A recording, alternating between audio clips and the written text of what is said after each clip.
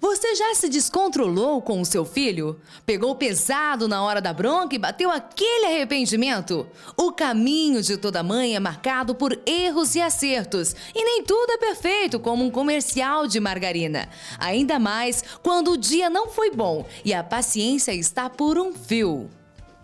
Um dia eu e meu filho, nós estávamos no mercado e ele queria muito uma revista e eu achei a revista muito cara. E aí ele começou a brigar, a fazer birra, se jogar no chão. E na hora eu não queria corrigir na frente de todo mundo, eu comprei a revista. Depois, quando nós estávamos saindo do mercado, eu peguei a revista e rasguei a revista e joguei fora a revista. E briguei muito com ele, dizendo que ele não podia me fazer passar vergonha na frente dos outros, que ele tinha que me obedecer, que sempre que possível eu compraria a revista para ele. Mas naquela situação eu estava sem condições de comprar a revista. Depois, chegando em casa, eu me arrependi porque eu acho que eu deveria ter corrigido ele de uma outra forma, conversado com ele diferente e acabei pedindo desculpas para ele sim. É certo o pai e a mãe pedir desculpas para o filho? A pedagoga Simone Maria Martins explica pra gente. Totalmente correto, desde que esteja num contexto que realmente haja essa necessidade, porque de repente não é toda vez que você vai colocar um limite, né, que você tenha que retomar, mas é isso que você está pontuando, quando você extrapola, né, quando você vê que está muito além daquilo que é necessário de repente para você interferir na ação da criança. E quando a gente, da criança ou do adolescente, quando a gente interfere é porque eles estão fazendo alguma coisa, geralmente que vai contra eles mesmo. E a mãe, com seu espírito protetor, né, com toda aquela maternidade intrínseca, ela vai lá e vai tentar proteger. E muitas formas de proteção é você colocando de castigo, você dando umas palmadas, você, né, dando uma lição de moral. E aí o cuidado é justamente esse. Geralmente esse papel é da mãe, é materno. E aí o que acontece? Sendo mãe, tem TPM, é mulher. E aí é algo que ela precisa ficar atenta, porque muitas vezes aquilo que você não reagiria se estivesse fora da TPM, quando você está... Tem mulher que às vezes fala assim, eu não tenho TPM, mas às vezes não são todos os meses. Tem mês que você está mais sensível, a mulher é muito vulnerável, né? Tem os hormônios, então ela não vai às vezes conseguir detectar. Outras não, já sabe que naquele período sai de perto. Mas de qualquer forma, né, se a mãe ou o pai no caso, mas a gente tem uma ênfase maior na mãe, se ela sentir essa necessidade, ela deve retomar, ela deve sentar, ela deve explicar, né, a situação, reforçar aquilo, porque às vezes é o que nós estamos falando, não que ela não deve chamar atenção, mas é a forma como ela faz isso. E quando está num período hormonal, por exemplo, ela vai geralmente extrapolar, às vezes vai bater sem necessidade, né? Não há dúvida de que lidar com o pré-adolescente e o adolescente pode ser um desafio enorme. Existem vários tipos de linguagem. E qual a linguagem correta para se usar nessa ocasião? Então, na pré-adolescência, tem que ser uma conversa, mas também não precisa ficar com muito rodeio, ficar explicando. Não, tem que ser pontual mesmo, tem que ser bem direto.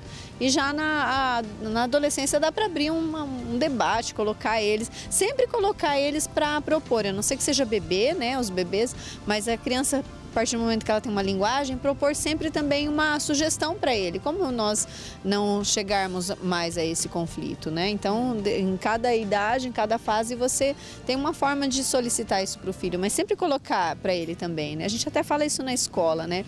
Quando a sala de aula está com muita crise, muito problema, o professor às vezes tem que reconhecer, falar, olha, a gente não está dando conta, né? E vamos ver de que forma vocês propõem que nós melhoremos. Então, acho que acredito que os pais também podem ir pelo mesmo caminho, propor que o filho também colabore para que esses conflitos não aconteçam, essas tensões, né, não aconteçam, para que eles não cheguem ao ponto de ter que pedir desculpas, né? Pedir desculpas não faz com que você perca a autoridade. Porém, não pode se fazer em excesso. Desde que ela não toda hora esteja lá pedindo desculpas. Tem que ser algo bem, né, esporádico mesmo, não deve ser algo que cada dia a mãe fique lá também, né? Eu sou a sofredora, desculpa, né? Eu não queria fazer isso. Então, tem que ser algo sempre muito bem discutido e não se perde, não, a autoridade. Desde que seja bem claro, né? Que não fique com cada um querendo fazer o seu teatrinho e fazer, né, aquele drama. Então, acredito que dá para, né, chegar eles perceberem realmente que os pais também sabem reconhecer. Além das correções verbais, outra dúvida que atormenta os pais é com relação à Lei da Palmada. O projeto foi aprovado recentemente pela Câmara dos Deputados e proíbe que as crianças e adolescentes sejam punidos com castigos físicos, incluindo a conhecida palmada. A pedagoga afirma que é contra a decisão política. Eu, como pedagoga, não sou contra umas palmadinhas de forma alguma, né? Não concordo com essa discussão que se tem, que se quer até proibir isso, né? Tá?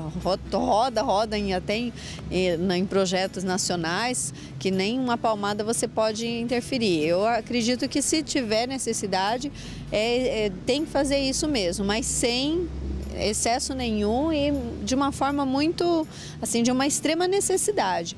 A especialista também orienta como as mães devem proceder quanto ao carinho para com os meninos. A criança, muitas delas, inclusive no caso os meninos, como eu estava destacando, eles muitas vezes a mãe acha que vai comprometer a masculinidade dele se ele tiver mais carinho, se ele tiver mais afeto, né? Então a mãe nunca está tocando, fazendo carinho, né? E aquilo que muitas vezes ela faz com mais frequência na filha.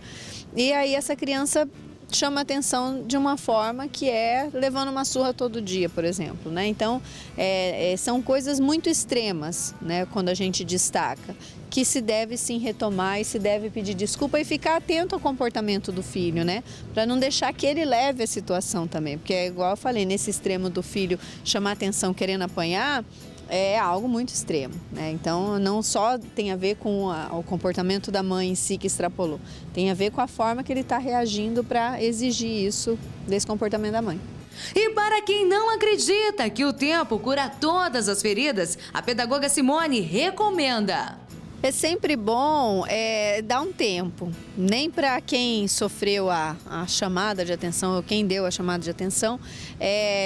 Existe um momento de conflito, um momento como a gente diz, né, o sangue esquentar. Então, naquele momento é muito complicado você querer retomar alguma coisa e às vezes vai até complicar, vai, né, ampliar mais ainda a tensão que está existindo ali. Então é melhor dar um tempo, deixar até a criança refletir um pouco, você refletir também e voltar realmente a sentar e conversar, contextualizar, né, tudo o que aconteceu antes. O tal do feedback com a criança é importante, ela adora a repetição, ainda mais se for criança, ela fica lá assistindo o desenho várias vezes, ela fica fazendo atividades, né, várias vezes, ela tem essa necessidade.